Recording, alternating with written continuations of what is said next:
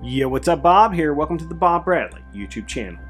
Today, we're going to be getting into Record Store Day Black Friday 2024. That's right, folks.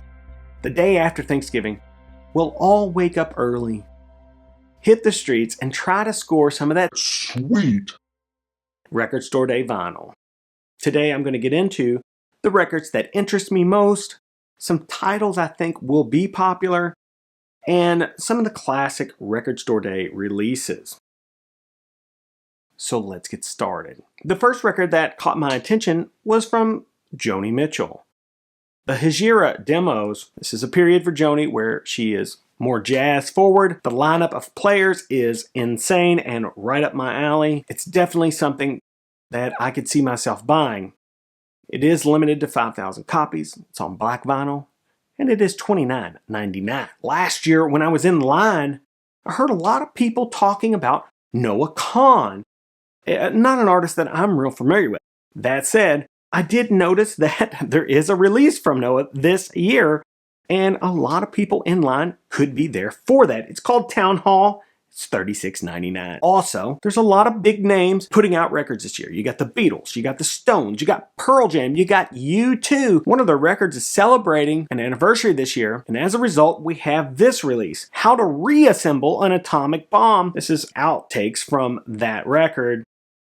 It is $40, so U2 fans will be there, and they'll be looking for that. Of course, we have a classic Record Store Day release, another Grateful Dead live show.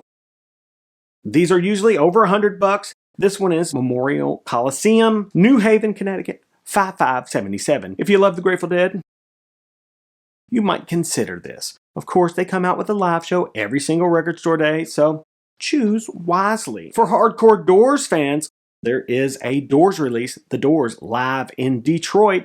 I'm hearing that this is a pretty nice recording.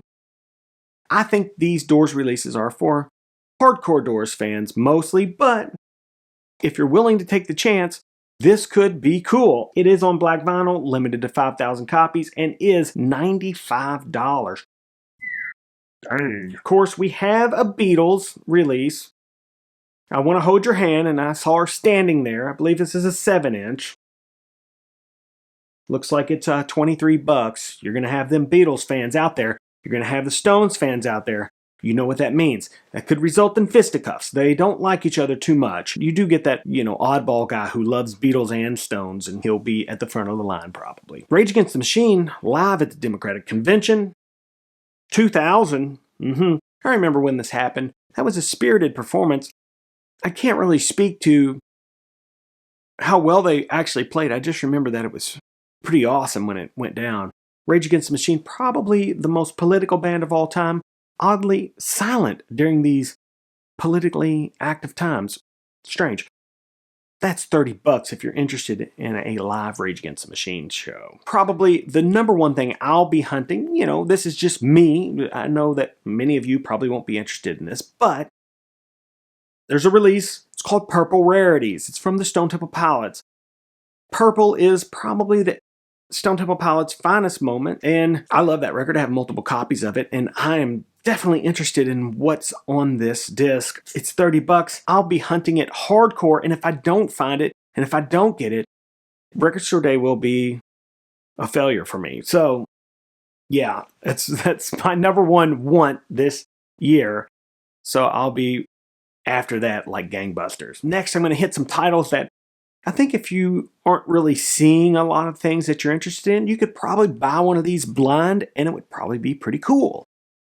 Okay, we've got David Grisman, Dog 90. Can't go wrong with David Grisman. Virtuoso mandolin player. That sounds really cool to me. The Allman Brothers live. Little virtuoso slide guitar playing. Yeah. You have a Dickie Betts live title. You can't go wrong with Dickie Betts. He is one of the founding members of the Allman Brothers band, and essentially one of the OGs in Americana music. There's also a Phil Collins bootleg release, which could just be interesting just because there's absolutely no telling what's on there. We've got some really cool jazz releases this year, some more rare jazz and some more mainstream things. I think that almost all of the jazz titles seem really good, super strong. You're going to be okay whichever one you choose. There's also at least one Zamrock release. Zamrock is becoming more and more popular here in the United States. At least it's probably been more popular everywhere else for a long time, but sometimes we're slow to adopt things. There's at least one really cool Zamrock release. Another record that I will be out hot and heavy for is the Jazz Dispensary compilation record that comes out every year. This one's called The Golden Hour. You know I collect these records. They all have really psychedelic looking vinyl. The covers are always pretty fun, and they have a selection of funky kind of jazz tunes on there. Really nice records to put on if you have guests over, or if you just want to hear a variety of tunes without having to get up and change the record. There is a mono release from Kraft, of course, like every year. This one is Max Roach. Deeds, not words. Max Roach, virtuoso drummer, excellent musician. This is a landmark title. You can't go wrong with this. These mono releases are always heavily sought after, so snatch it if you can. It is $40, limited to 2,500 copies. Whoo, 2,500, that is not a lot. There's a Hendrick release this year. Not anything I'm real interested in. I'm sure that it's cool. I mean, it's on colored vinyl. All the packaging and the pressing and everything like that, it's going to be great. The mastering, everything fantastic. Chad's heavily involved, and because of that, all of these are very high quality. That said, this is just some of the titles from the Fillmore East and nothing that I don't already have. I want the complete Fillmore East show, the one where he's in the gold suit, he's on the front, the guitar's between his legs. We all want that. Not just like the same old thing over and over again. Please, Hendrick's Estate, release the Kraken. We want the big one. There's a Jerry Garcia release, Jesse Ed Davis. There's a Herbie Hancock record I'm not real interested in. It's mostly just Herbie and a bunch of pop stars. No. If you're not into jazz or you're not into Herbie, this could be a entry point for you. Not for me. It is $70 and it's a 3 LP set. It's on ruby red vinyl. Limited to 3,000 copies. There's a Bill Evans release. Bill Evans in Norway. I am interested in that, and I might be talking about it in a video very soon, so watch for that. It is $56.99, limited to 4,500 copies, and is on black vinyl. B.B. King in France. I know for a fact this is a fantastic sounding recording with an excellent list of tunes. If you love the blues and you love B.B. King, which we all do, right? This is a good record. It's 2 LP set, black vinyl, $60-ish. Yeah. If you're a fan of the blues, you should buy that record. I'll be talking about that too. Pearl Jam release, it's 12-inch. Got a couple tunes on it. It's like $23. The Pearl Jam fans will be out in force for this, as always. Grab that record. I'm probably not going to get it. It's not anything I'm that interested in. I'm like a casual Pearl Jam fan. I'm not like, by any means, like trying to collect everything they release. It's quite okay. But a lot of collectible stuff out this year. Speaking of collectible stuff, there is a SpongeBob release on like a really cool looking splatter. The reason I bring this up is because I think they're marketing towards a certain group of people this year, a certain age group, with a lot of these releases.